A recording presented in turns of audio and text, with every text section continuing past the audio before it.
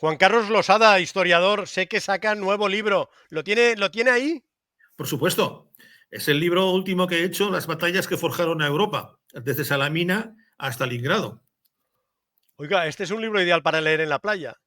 Hombre, yo creo que no es muy duro, porque está dividido en 21 batallas y por tanto se puede ir, digamos, saltando de una a otra. Es bastante ligero dentro de lo que es un ensayo de historia, evidentemente. Es un libro que trata de repasar aquellas batallas que considero que han sido determinantes para forjar la historia de Europa y que hubiese sido, digamos, la historia de Europa distinta si la batalla se hubiese resuelto de una manera inversa, como resultó, ¿no? Por tanto, pienso que es un libro ameno, aparte que riguroso, por supuesto. ¿Cuál es su batalla preferida? Hombre, preferida, todas y ninguna. Todas son derramamiento de sangre terrible y por tanto todas son un poco trágicas y dramáticas, ¿no? Pero todas son interesantes, ¿no? La batalla de Valmy, por ejemplo, Austerlitz, por ejemplo, Lepanto, Navas de Tolosa, hay muchas interesantes, ¿no? Desde el punto de vista histórico que han marcado la historia del continente. Por lo tanto, yo pienso que se puede ser una historia, digamos, apasionante y evidentemente distanciarnos del derramamiento de sangre masivo que hubo en ellas. Cuando me refería a su batalla preferida, me refería a que es mejor leerlas que vivirlas, ¿eh? Por Por supuesto, supuesto. todas. ¿Cuál ha sido la batalla más decisiva? De todas las que tenemos aquí, pues hombre, habría que distinguir entre las que han sido objetivamente decisivas, aquellas que verdaderamente han marcado un antes y un después en la historia de Europa, y otras que lo han sido en el imaginario, que son más importantes para la historia de un país, pero que a lo mejor un resultado inverso no hubiese sido tan importante para la historia del continente. Si usted me hace elegir cuál, por ejemplo, de las que más importantes ha habido para la historia del continente, yo diría que es la conquista de Constantinopla, en el sentido de que es la irrupción de los turcos del Islam en Europa Oriental, evidentemente marcó la historia de Europa Oriental de una manera que llega hasta la actualidad, verdaderamente, ¿no? Es terriblemente importante cómo la huella islámica otomana ha pervivido hasta hace 100 años e incluso pervive actualmente en parte de Europa. Los Balcanes, la historia de Europa Oriental y la de Europa del Este, de Europa, la historia de Rusia, no se puede, digamos, entender sin comprender la invasión otomana que desde el siglo XIV y XV supone una entrada masiva en Europa Oriental, por supuesto. ¿La historia se hace a base de batallas? Entre otras cosas, sí, por supuesto, hay un momento en que chocan las energías de varios países, de varias naciones, de varios imperios, y verdaderamente falla la diplomacia y entra el derecho de conquista, sangre y fuego, verdaderamente. Por lo tanto, sí, la historia se hace a batallas y la política actual, también que vemos en el mundo, también se está haciendo con batallas o amenazas militares. Por desgracia, esto no ha cambiado demasiado. ¿La política actual es la guerra sin sangre? Más o menos, pero siempre hay momentos de sangre. Tenemos el caso de la guerra de Ucrania actualmente, tenemos las tensiones y las guerras de Oriente Medio, otras más anónimas que se producen en Extremo Oriente o en África, por supuesto, pero por desgracia las guerras, aunque sean a un nivel de más baja intensidad, siguen presentes en la historia de Europa y en la historia de todo el mundo, a pesar de que hubiésemos pensado ingenuamente que ya era cosa del pasado. Oiga, el libro tiene más de casi 600 páginas El libro tiene y unas 500... 72, sí, sí, 76 contando el sí, índice. No, contiendo no el sé índice. si nos puede decir el precio también, que yo creo que es algo Ay, que al lector siempre le interesa. creo que no lo tengo ahora, pero creo que unos 20 euros o 20 y algo. Vale. Tampoco es demasiado, creo recordar. No lo Oiga, sé. son un 20 y pico de batallas. Le voy a seleccionar algunas, no vamos a Dígame. hacerlas todas, pero a ver qué le trae a usted a la cabeza alguna de estas batallas. Por ejemplo, la primera, Salamina, el Salamina enfrentamiento entre griegos y persas. es la primera victoria llamada de Occidente frente a Oriente, aunque luego ha sido mitificada de un modo excesivo, ¿no? Se dice que la historia de Europa hubiese sido diferente si los persas hubiesen ganado a los griegos. Yo lo pongo en cuestión. Lo pongo en cuestión porque los persas no eran tan diferentes a los griegos culturalmente. Pero lo que sí es cierto es que la historia militar de Occidente, sobre todo la anglosajona, ha cogido a Salamina como la primera gran batalla donde el Occidente sano, puro, posteriormente cristiano, venció al amenazador que es una de las constantes de la historia tradicional anglosajona. Teutoburgo, la derrota del Imperio Romano en los bosques de Germania. Ya sabe la anécdota esa, ¿no? que explica Suetonio de que Augusto iba por Palacio diciendo: Varo, devuélveme mis legiones. Sí, sí, es una gran hecatombe, no es la única ni mucho menos, pero una gran hecatombe de Roma. También ha sido exageradamente dada importancia, ¿no? Incluso hay autores prestigiosos que han dicho que si Roma hubiese vencido y hubiese latinizado a Alemania, no hubiese habido un Hitler ni un Lutero, en fin, cosas también creo yo que exageradas, ¿no? Pero sí verdaderamente fue una barrera ya infranqueable el Rin de Roma, ¿no? Ya nunca más se planteó extender sus fronteras más allá. O sea, el sueño de una nueva provincia como Germania quedó abolido. En este aspecto, sí, hay una división entre la Europa latinizada y la Europa, digamos, germánica no latinizada, ¿no? Desde la batalla de Teutoburgo. Oiga, usted cita también la de la batalla de los campos cataláunicos, que es la salvación de Occidente. Adrianópolis no la veo, pero yo tengo una duda metafísica porque usted sabe que en Adrianópolis, en el Imperio Romano de Oriente, fallece el emperador, fallece Valente. En los campos cataláunicos, en cambio, vencen, pero al final quien sucumbe es el Imperio de Occidente. Por supuesto, porque es el que tiene menos dinero y tiene menos pobreza. Además, el Imperio de Oriente, Bizancio, es muy listo y va sobornando a los pueblos germánicos para que se vayan a Occidente y les dejen a ellos tranquilos, ¿no? Entonces, evidentemente, la riqueza que tiene Oriente, ¿no?, fruto de Egipto, de Asia Menor, eso le lleva a crear una política de sobornos y de disuasión económica para que los germanos se vayan a Occidente. Y verdaderamente es donde el imperio sucumbe en el siglo V, por supuesto. O sea, me está diciendo que el Imperio Romano, al menos el de Occidente, cayó porque tenía menos dinero y porque el de Oriente iba sobornando para que se fuesen a Occidente. Exactamente, es uno de los motivos. La crisis económica del Imperio Romano, evidentemente, afecta muchísimo más a Occidente, ¿no? La despoblación, las malas cosechas, pero esa pobreza económica redunda en una menor disposición de dinero y la hace más frágil frente a las invasiones germánicas. Y, lógicamente, el Imperio Romano de Oriente, que tiene más dinero, más recursos, tiene más oro, tiene más agricultura, más riqueza, más comercio, se nutre de esta capacidad económica para disuadir, sobornar a los germanos para que se vayan, digamos, hacia otro lado y no vayan a sus fronteras, ¿no? Compra, en definitiva, su alianza con ellos y, por tanto, los germanos, donde van a saquear, a invadir, donde la situación es más débil y donde sus pactos no les impidan invadir Occidente. Por tanto, la Europa occidental es la que primero sucumbe a la invasión germánica. Y en contra, como vemos, 1000 años después, el mundo oriental sucumbirá frente a los otomanos, frente al Islam. Oiga, ¿las Navas de Tolosa en 1212 tiene mala fama o no está suficientemente reivindicada? Es importante. Si no fuésemos España y fuésemos Francia o otro país, estaría mucho más dignificada y se hubiese hecho películas sobre ella. En cambio, aquí en España ha pasado bastante despreciada, por no decirlo así. Pero es una data importante, porque verdaderamente marca el fin del Islam, el comienzo del fin del Islam en España, en la península ibérica. Desde este año el Islam ya no avanzará más e irá en franco retroceso paulatinamente. Solo las guerras intestinas del mundo cristiano en la península irán demorando su expulsión definitiva del Islam, que no se produce hasta 260 años después. Pero verdaderamente supuso un antes y un después. Con el fin con la derrota de Navas de Tolosa, una batalla que además se ganó un poco por suerte, ¿eh? Hay que tenerlo en cuenta que hubo un factor de azar muy importante.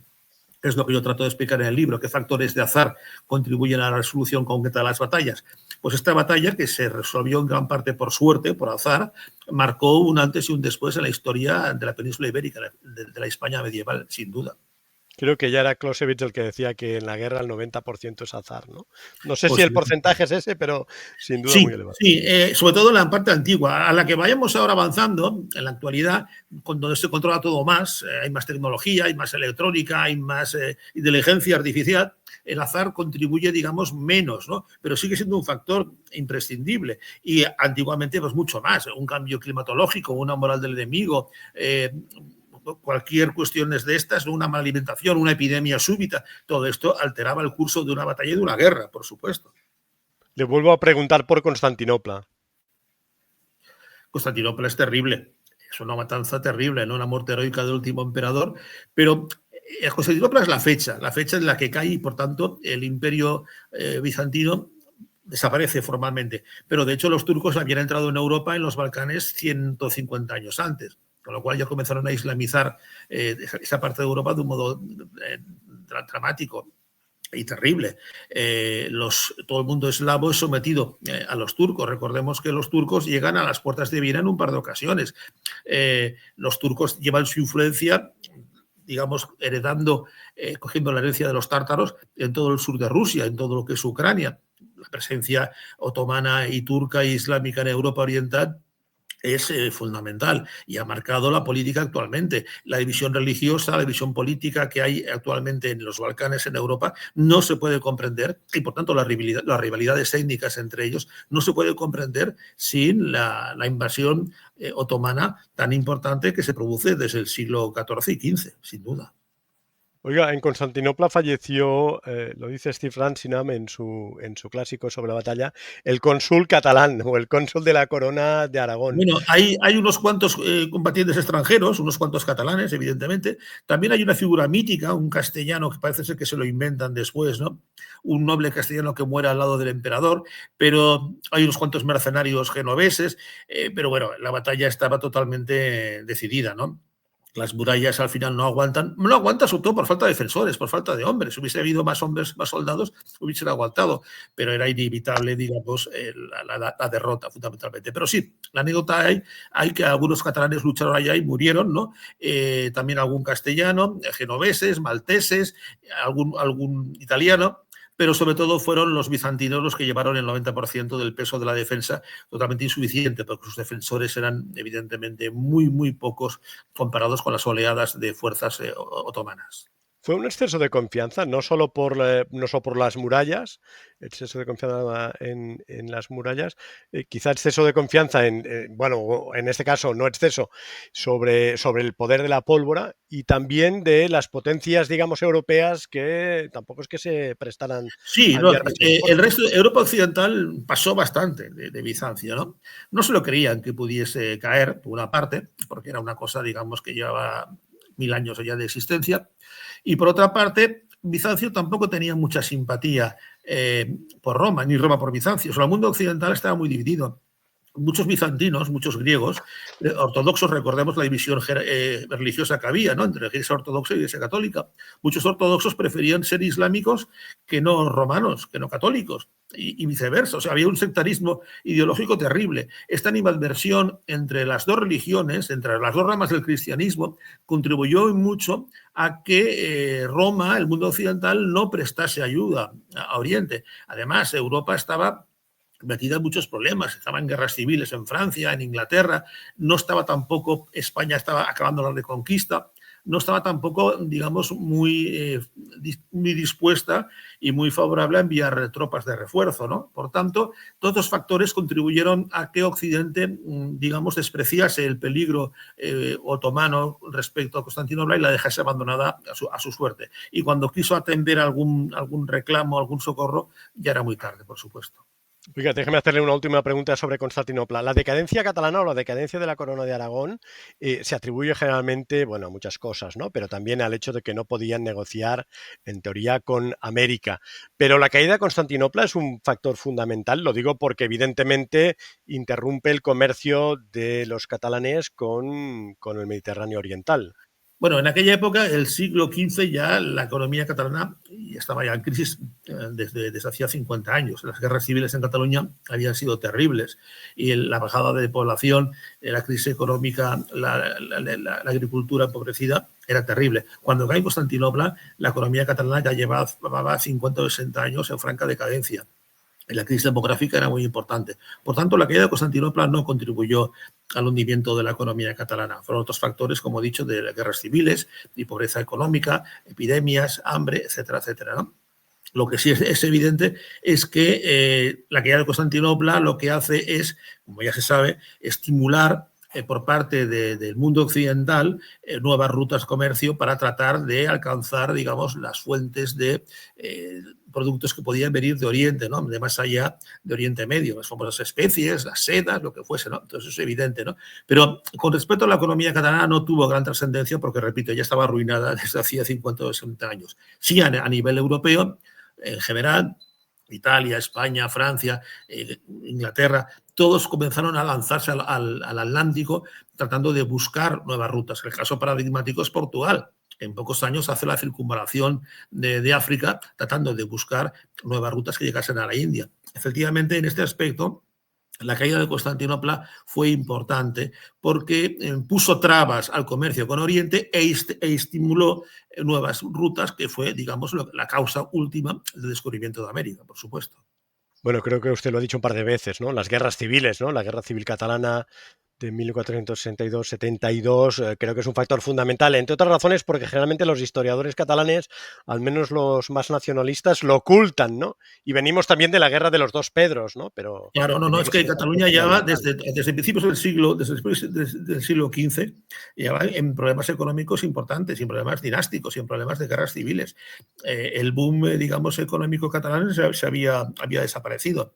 Hasta el siglo XVIII, finales del XVII y XVIII, Cataluña no volverá a despuntar como una economía pujante e importante en la península, ¿no? Pero en el siglo XV, bastante antes de la caída de Constantinopla, las tensiones sociales y la crisis alimenticia y agrícola habían hundido la economía catalana. Cataluña en ese momento no llegaba a 400.000 habitantes, por ejemplo, ¿no? Lo cual significa una pobreza demográfica muy, muy importante. Bueno, perdón, ¿eh? Siempre le molesto con mis obsesiones. No, Oiga, no, por Lepanto. supuesto. Por supuesto. Lepanto es importante, es muy importante. A ver, primero disuade a los turcos que se vengan al occidente del Mediterráneo. Se dan cuenta que, mira, el occidente del Mediterráneo ya no pueden hacer. Tenían un sueño de conquistar otra vez al Andalus, de desembarcar en Italia, de llegar hasta Roma. Tenían un sueño imperial magnífico, ¿no? Con Lepanto, ese sueño se les acaba, evidentemente. Se dan cuenta que ellos pueden dominar el Mediterráneo oriental, pero no el occidental. Pueden acosar. Los piratas berberiscos, tutelados por ellos, machacarán a las costas mediterráneas españolas, italianas, durante 200 años. Eso lo seguirán haciendo. Será una ruina terrible. Pero la conquista militar ya es un sueño inalcanzable. Y por otra parte, eso permite, digamos, al conjunto del imperio español, ya en ese momento, una vez frenada la amenaza turca, centrarse en su política, digamos, también un poco no, muy alocada de Europa y de América, ¿no? Una política tan ambiciosa que evidentemente excedía las posibilidades económicas, demográficas de España, ¿no? Pero sí, Lepanto fue importante en el sentido de que frenó a los turcos la llegada a Occidente. Desde Malta se puede decir que hay una barrera psicológica, que desde Malta a la izquierda hasta Occidente los turcos ya no pintan, y al revés, ¿no? Hacia el oeste son los dueños del Egeo y de la parte oriental del Mediterráneo. Pero usted cita en otro de sus libros, España contra el Islam, creo que el título es ese, bueno, que en realidad, claro, todo el norte de África, las incursiones berberiscas, etcétera, ¿no? Por supuesto. Hemos estado 1000 años Y si no, a en ver, conflicto, ¿no? hasta principios del siglo XIX, hay incursiones berberiscas en todas las costas, digamos, Argelina, Libia y Marruecos incluido, con bases, digamos, de piratas berberiscos tutelados por Constantinopla, por el Islam, por los turcos, que se dedican a lanzar saqueos y capturas de esclavos y de robos por todas las costas españolas e italianas.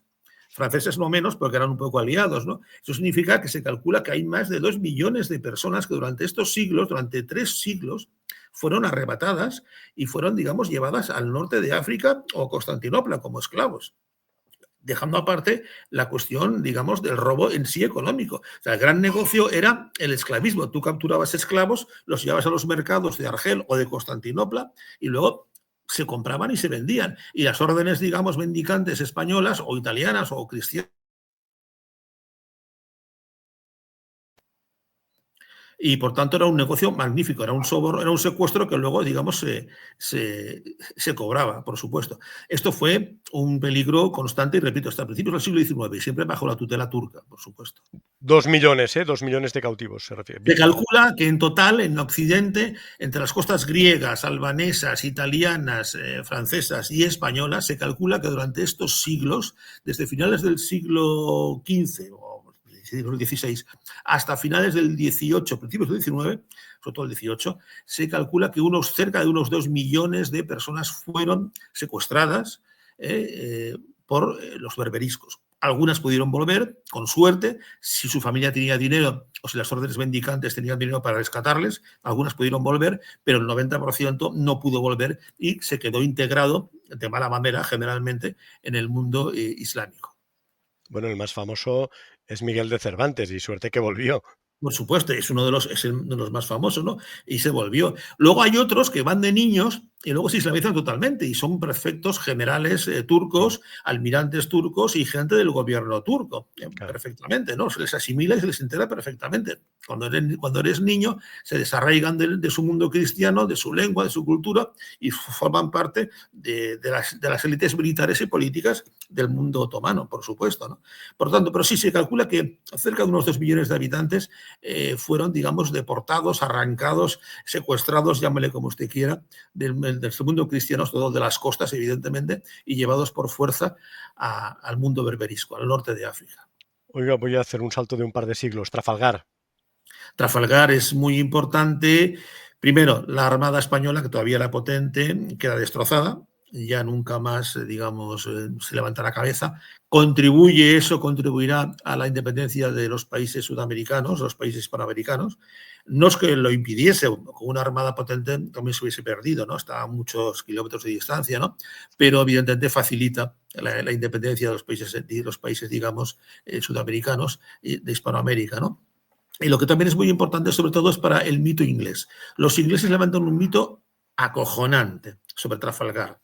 Y la figura de Nelson la divinizan, Trafalgar, no hace falta más que ir a Inglaterra, a Londres, para ver lo que significa Trafalgar, la mitifican como un elemento fundamental de su identidad nacional. Primero Trafalgar y luego Waterloo serán los dos grandes hitos militares sobre los cuales se construye el imperio británico contemporáneo en el siglo XIX. Esto da una cohesión nacionalista, da una marcha psicológica nacionalista importante.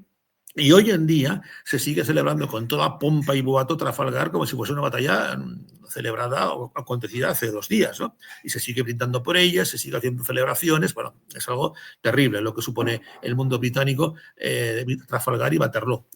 Por tanto, son decisivas en cuanto, sobre todo, forman parte imprescindible de todo el pensamiento nacionalista, la identidad nacionalista británica. Austerlitz, el gran triunfo de Napoleón. Austerlitz es el mito de Napoleón, es el ejemplo de cómo Napoleón lleva sus victorias por toda Europa y es el reflejo, es el cenit, digamos, de su visión militar nueva y permite llevar a Europa todo el pensamiento revolucionario y toda la modernización, desde el sistema métrico hasta las conservas, hasta todo tipo concepciones militares, todo tipo, digamos, de innovaciones que se generan en la Francia ilustrada y napoleónica, se expanden a Europa gracias, desgraciadamente, gracias a la bota militar, ¿no? La bota militar permite llevar a toda Europa, desde España hasta Europa Oriental, una serie de modernidades, una serie, digamos, de innovaciones modernas que son decisivas para la historia de Europa. Cuando Napoleón es derrotado, la marcha atrás dura solamente 15 o 20 años.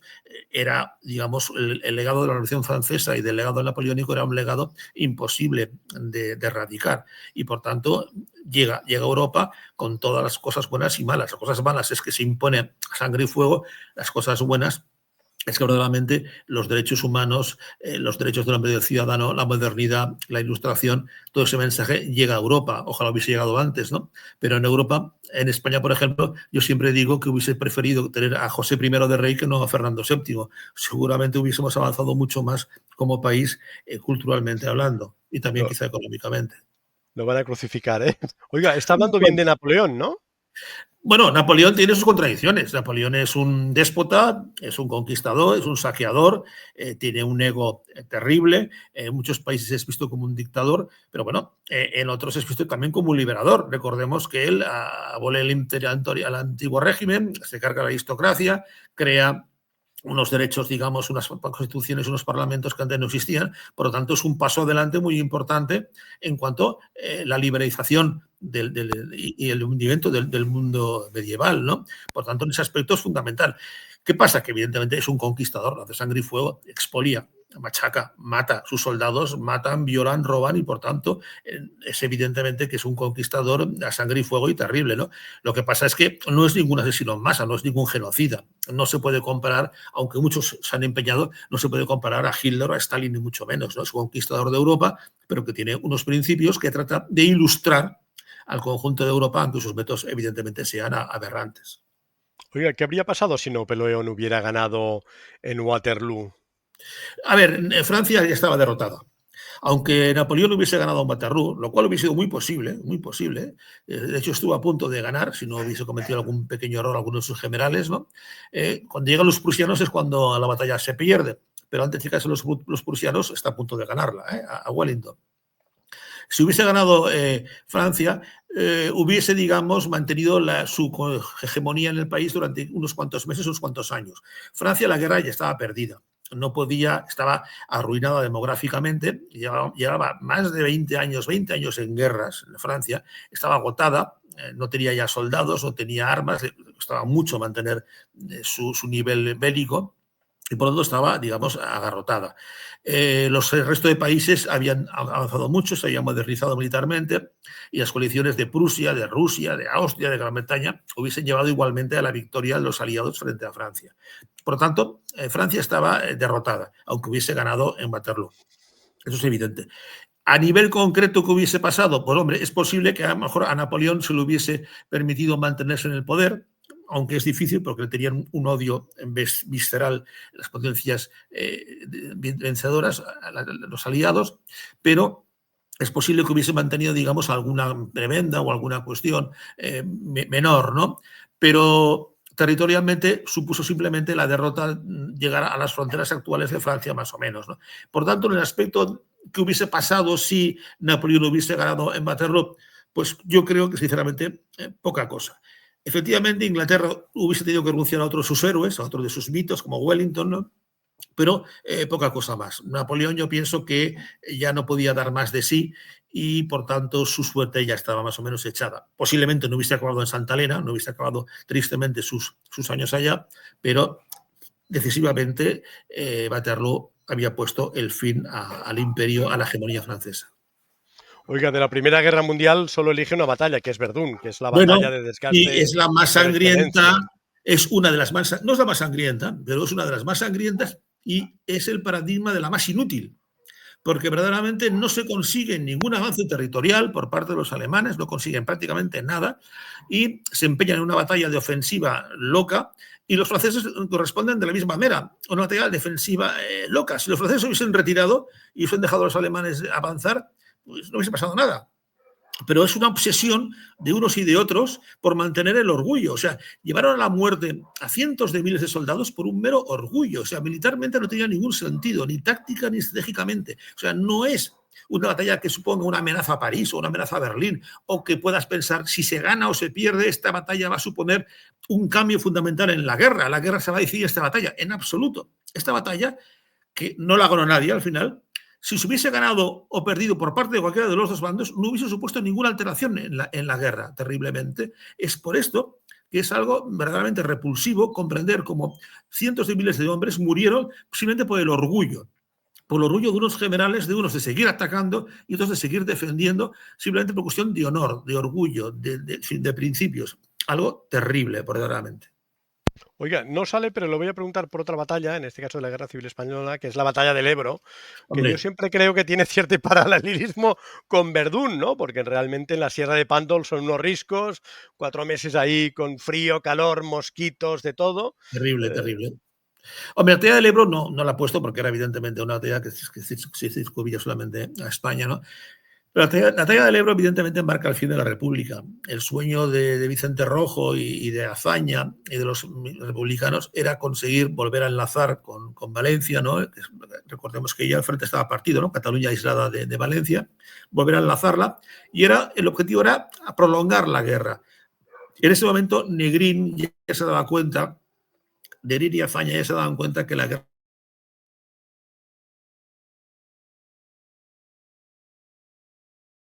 y la batalla del Ebro simplemente es un intento de prolongar esa guerra, tratando de que se enlazase con la guerra mundial que todo el mundo estaba viendo que se iba a dar más pronto que tarde, y era un intento desesperado de mantener, digamos, el espíritu de resistencia de la República y de enlazar con la crisis europea, ¿no?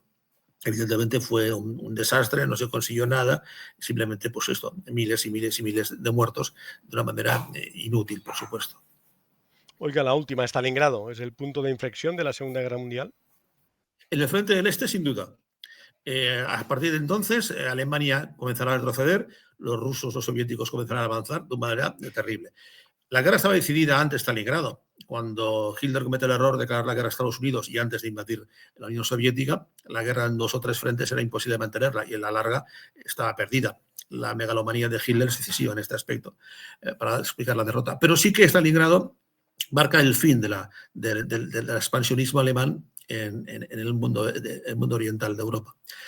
Tanto es así que, ahora, y es muy decisiva, perdón, porque si Alemania hubiese ganado, hubiese retrasado la ofensiva soviética. Entonces, por tanto, es posible que la conquista y luego la sovietización que hace de los terrenos conquistados, las repúblicas bálticas, Polonia, Hungría, Alemania del Este, todo lo que van conquistando la Unión Soviética con respecto a los nazis, en donde instalan luego sus regímenes totalitarios y títeres, que luego engloban el Pacto de Varsovia, no se hubiese producido. Posiblemente Inglaterra, Estados Unidos hubiesen avanzado más en Occidente y, por tanto, el control soviético, el control comunista en la Europa oriental no hubiese sido tan importante como se produjo después y que se mantuvo hasta 1991. En este aspecto fue una tarea decisiva porque marcó el inicio de un avance rápido y súbito de la Unión Soviética, del comunismo, hacia la mitad de Europa que acabó controlando. En este aspecto fue una tarea muy decisiva políticamente, por supuesto, tanto desde el punto de vista militar como desde el punto de vista político. Oiga, acabo de leer un libro, perdone, que hable de otro autor, de Jean López, que es un especialista francés, un historiador como usted, especializado sobre todo en el frente del Este, que dice que, sobre Stalingrado, que dice que básicamente la batalla estaba perdida de antemano. Primero porque Hitler no había previsto, para entendernos, no era un objetivo estratégico al principio. De hecho, Paulus la hubiera podido tomar previsiblemente sin tantas dificultades, obviamente en el mes de julio, y luego un poco por el estiramiento de las líneas, ¿no? Aquello de intentar, bueno, llegar al Cáucaso, ¿no? ¿Usted Sí. coincide? Sí, a ver, evidentemente hay un desprecio terrible hacia el mundo soviético, hacia el mundo eslavo, por parte de los alemanes, que es, digamos, suicida. Hay un desprecio terrible. Las líneas de abastecimiento demasiado largas, la falta de alimentos, el llevar en las alas a rumanos e italianos que, digamos, se consideran, digamos, tropas de segunda, pero se les lleva, digamos, para proteger los flancos del avance alemán, y evidentemente es un desastre porque están mal armadas, no tienen armamento, los alemanes no les dan armamento suficiente y, por tanto, son arrolladas en la contraofensiva soviética. Verdaderamente, el avance sobre Stalingrado es un avance suicida, como es el avance en general hacia la Unión Soviética. Recordemos que las previsiones alemanas es que en noviembre del 41, principios de diciembre, Moscú hubiese caído. Y en cambio la sorpresa es que no cae. En este aspecto, acordemos que es muy importante la información de los espías Sorge cuando Stalin recibe confirmación de que Tokio no va a invadir Extremo Oriente. Eso permite traer a todas las tropas de Siberia para reforzar Moscú. Por lo tanto, los soviéticos comienzan a concentrar masas humanas que, aunque estén poco y mal armadas, comienzan a ser una barrera muy importante de defensa frente a los alemanes. Los alemanes están tan optimistas que ni siquiera habían llevado ropa de invierno. Consideraban que en otoño, principios de invierno, estaba conseguida la conquista de Moscú. Y no tienen ropas de invierno, ni tienen ropas de camuflaje, ni tienen, digamos, suficientes reservas para adaptarse al invierno. Por tanto, este desprecio hacia el mundo soviético, hacia el mundo ruso, es letal, digamos, para la campaña de Rusia, evidentemente. Pues señor Juan Carlos Losada, historiador, autor de él, lo tiene a mano, ¿no? Creo el libro. Otra vez se lo enseño. Las batallas decisivas, las batallas que forjaron Europa. Realidad, mito y azar, desde Salamina hasta Stalingrado. Yo pienso que es un libro ameno, interesante para quien le guste la historia, claro. Pues muchas gracias y suerte con el libro. Venga, un abrazo. Hasta pronto.